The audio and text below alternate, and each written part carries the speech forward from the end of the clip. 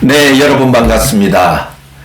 여러분과 이 대화의 기술 소통 심리학을 통해서 만나는 것도 벌써 90번째 만남이네요.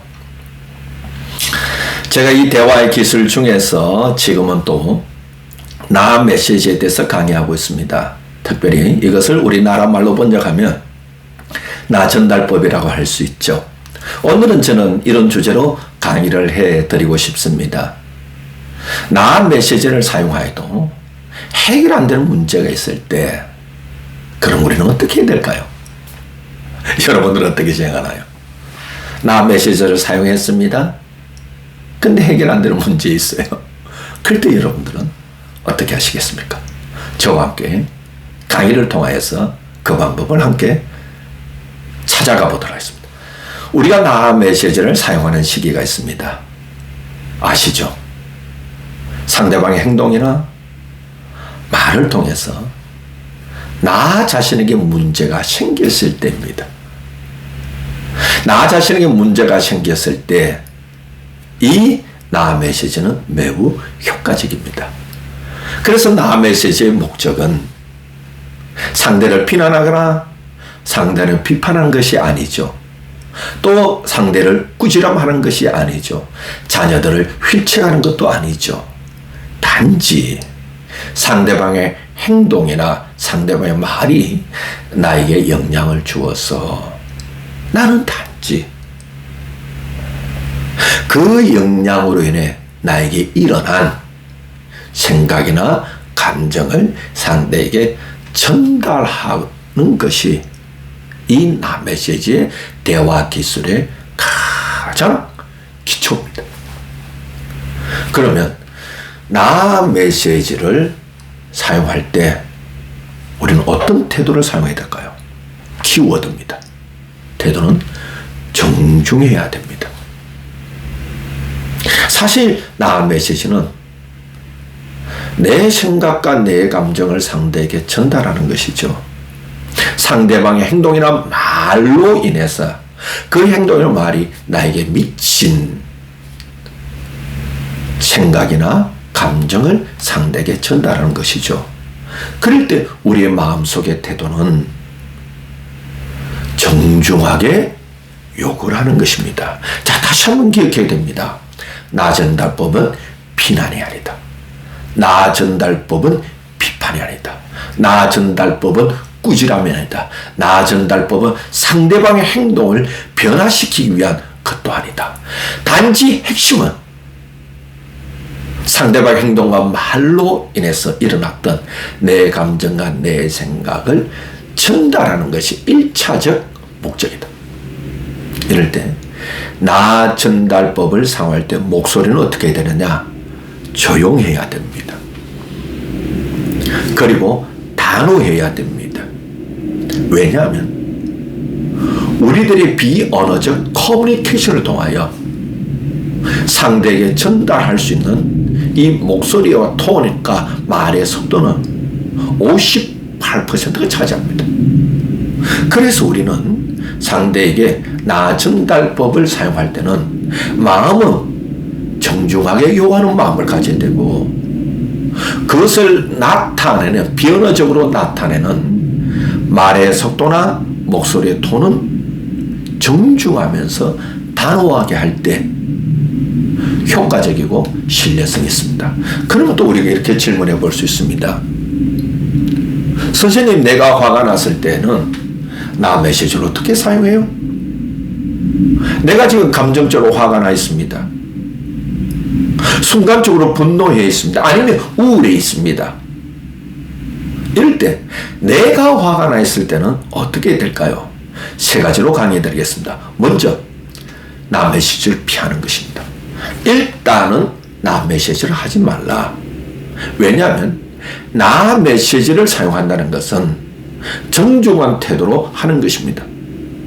내가 화가 났을 때, 내가 우울했을 때, 내가 분노했을 때 나도 모르게 말의 속도나 목소리의 톤은 높아질 수 있고 말이 빨라질 수 있습니다. 그러면 상대방은 내 의미를 받아들이기보다는 먼저 비언어적 커뮤니케이션을 그가 듣게 되죠. 그래 되면 그가 존중받는다는 느낌보다는 오히려 비난한다는 쪽으로 해석할 수 있습니다. 그래서 두 번째, 내가 화가 났을 때는 먼저 내 감정을 진정시켜야 한다는 것입니다. 그럼 여러분들은 저에게 이런 질문을 할 수 있습니다. 어떻게 자신의 감정을 진정시킬 수 있어요? 여러분 어때요? 여러분 어떻게 자신의 감정을 진정시킬 수가 있습니까? 크게 두 가지 방법이 있습니다. 하나는 프로이트의 정신분석학에 의하면, 프로이트의 정신분석학의 기술 가운데 하나가 있습니다. 그것이 자유연상입니다. 자유연상은 내 마음에 떠오르는 감정이나 생각을 말로서 표현하는 것입니다. 여러분들이 먼저 상대에게 나 메시지를 사용하기 전에 내가 감정적으로 상해했다면 누군가에게 찾아가서 말을 하십시오. 상담을 받으십시오. 말을 하십시오. 사람이 없다면 여러분이 믿고 있는 신께 가서도 말을 하십시오. 우리가 언어가 있다는 것은 얼마나 좋은지 모릅니다. 두 번째입니다. 내 스스로 내 감정을 진정시키는 방법이 있습니다. 저희의 스승이신 고 이형덕 교수님이 계십니다. 그분은 우리나라의 집단 상담을 소개했습니다. 고 이형덕 교수님은 한국의 집단 상담 학회를 만들었습니다. 그리고 그분께서 한국 상담 학회를 만드시고 한국 상담의 초대 학회장이 되었습니다. 그분이 계실 때 본성 실현 상담을 만들었습니다. 개발했습니다. 본성 실현 상담은 동양 사상을 기초로 해서 만들었습니다. 사실 우리가 심리 상담학의 90% 이상이 서양 사상을 기초로 해서 서양 학자들이 심리 상담학을 만들었습니다.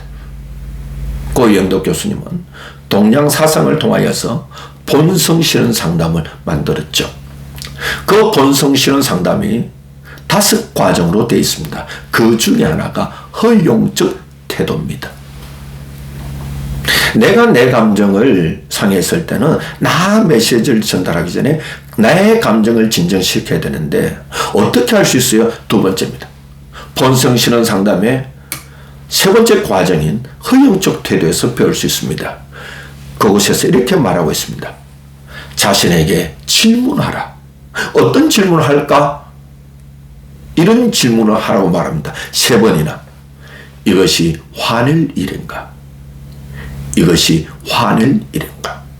이것이 화낼 일인가? 그 본성 실현 상담의 허용적 태도에 보면 이 3가지 질문으로 자기의 자문했을 때, 물어보았을 때 대부분은 감정이 진정된다고 합니다. 그래서 오늘 강의를 듣는 저와 여러분도 내가 감정이 상해 있습니다. 내가 화가 나 있습니다. 이럴 때 어떻게 해야 될까요? 첫 번째, 말을 하십시오. 누군가에 찾아가서 상담을 받으십시오. 아니면 믿을 만한 사람한테 나의 상한 마음을 이야기하십시오. 아니면 사람이 없다면 여러분이 믿고 있는 신께라도 말을 하십시오. 두 번째입니다. 스스로 자문해 보십시오. 3번이나 이것이 화낼 일인가? 그리고 크게 3번째입니다. 우리는 마음이 안정된 상태에서 자제력이 회복되는 시간이 필요합니다. 그래서 내가 화가 났을 때는 먼저 내 마음을 안정시켜야 된다. 내 감정이 안정된 상태에서 나 메시지를 사용할 때 효과적이다. 이렇게 말할 수 있죠. 그럼 또 우리가 이렇게 질문할 수 있습니다. 상대방이 화가 났을 때는 어떻게 됩니까? 이것은 당연하죠. 상대방이 화가 났을 때는 키워드는 이것입니다. 상대방의 감정이 진정될 때까지 기다려라. 기다려야 되죠. 상대방의 감정이 안정될 때까지 기다려야 되는 겁니다. 그러면 어떻게 상대방의 감정을 안정시킬 수 있어요? 대화의 기술 가운데 공감을 해주라는 것입니다. 먼저 내가 상대방의 감정을 알아주어라. 공감이 무엇이냐? 상대방의 감정을 짐작하여서 그 짐작된 감정을 말로서 표현해 주는 것이죠. 그래서 앞서서 여러분들이 공감에 대해서 좀 더 구체적으로 알고 싶으면 박민수 상담TV에 소통의 심리학에 공감이라는 파트가 있습니다. 그 부분을 다시 한번 시청해 보시기 바랍니다. 세 번째입니다. 우리가 사소한 것이라도 칭찬을 먼저 해줘라. 우리 사람들이요, 칭찬을 받으면 왠지 기분 좋아요. 저도 칭찬을 받으면 기분 좋아요. 그러면 제 마음이 열린 마음이 되는 것이죠. 사소한 것이라도 상대방의 강점이나 상대방의 장점을 찾아서 먼저 칭찬해주고, 그래서 그 사람 마음이 안정된 상태에서 나 메시지를 하는 것이 효과적이다, 이렇게 말할 수 있습니다. 우리가 나 메시지를 할 때 유의해야 할 점이 있습니다. 세 가지가 있습니다. 첫 번째입니다. 첫 번째가 성급하게 서두르지 마십시오. 너무 급하게 서두르지 마십시오. 두 번째입니다. 서로 부딪힌 문제에서 해방된 다음에 하십시오. 서로 문제가 부딪혔을 때는 서로가 갈등을 느끼죠. 갈등을 느끼면 서로가 마음이 상해 있는 상태에 있습니다. 서로가 마음이 상해 있는 상태에서 I 메시지를 사용하면, 내가 I 메시지를 사용하다 보면 상대방을 존중하게 여기는 마음이 사라지죠. 우리가 정중하게 요구하는 태도가 사라지죠. 감정적이 되기 쉽습니다. 상대분도 똑같습니다. 마음이 안정된 상태가 아닐 때는 내가 아무리 I 메시지를 사용하더라도 그가 나의 I 메시지를 받아들일 만한 마음의 여유 공간이 사라진 없는 상태입니다. 세 번째입니다. 불편한 마음과 갈등이 사라진 후에 해야 한다는 것을 먼저 명심하시기 바랍니다. 핵심은 이것입니다. 둘 다 마음이 안정된 상태에서 I 메시지를 사용하라, 이것입니다. 우리가 아무리 좋은 대화의 기술이라도, 아무리 좋은 대화의 기술을 사용했더라도 상황에 따라서 그 대화의 기술이 효과를 발휘하지 못할 때가 있습니다. 즉, 나 전달법을 사용했더라도 해결 안 되는 문제가 있습니다. 이럴 때 어떻게 해야 됩니까? 오늘 강의를 들으신 여러분은 어떻습니까? 내가 나 전달법을 효과적으로 사용했더라도 해결 안 되는 문제가 있을 때 여러분 어떻게 해야 될까요? 여러분 다 생각해 보시기 바랍니다. 어떻게 해야 될까요? 여러분은 어떻게 하십니까? 여기에 대해서 저는 두 가지로 이야기하고 싶습니다. 첫 번째입니다. 나 메시지의 원칙을 생각하라. 또 다른 말로 하면 나 메시지의 목적을 생각하라.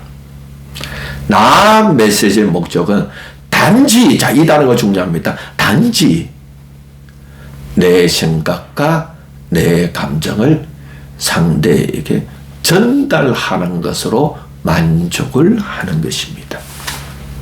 상대에게 변화를 강요하는 것이 아닙니다. 단지 내 감정과 내 생각을 상대에게 표현하고 전달하는 것으로 만족하는 것입니다. 두 번째입니다. 나 메시지를 사용해도 아무런 효과가 없고 문제가 해결 안 됐을 때 어떻게 했을까? 자신의 주장을 논리적으로 설명을 해야 됩니다. 자, 이 강의를 들으면 여러분들은 또 하나의 고민이 생깁니다. 어떻게 논리적으로 설명하나요? 라고 하는 것입니다. 이럴 때 설득의 심리학이라는 책을 쓴 미국의 심리학 교수인 리간이란 교수님의 아이디어가 있습니다. 리간의 교수님은 설득의 심리학의 핵심이 뭐냐? 접속사 왜냐하면입니다. 왜냐하면 이 단어를 많이 사용해 보시기 바랍니다. 그분이 이렇게 말합니다. 나는 뭐뭐 합니다. 자, 그 다음에 접속사 왜냐하면 뭐뭐이기 때문입니다. 여러분들이 누군가에게 나 전달법을 사용하도 문제가 그대로 있을 때 왜냐하면 이 단어 써보시기 바랍니다. 그러면 여러분의 말에는 논리가 형성되게 됩니다.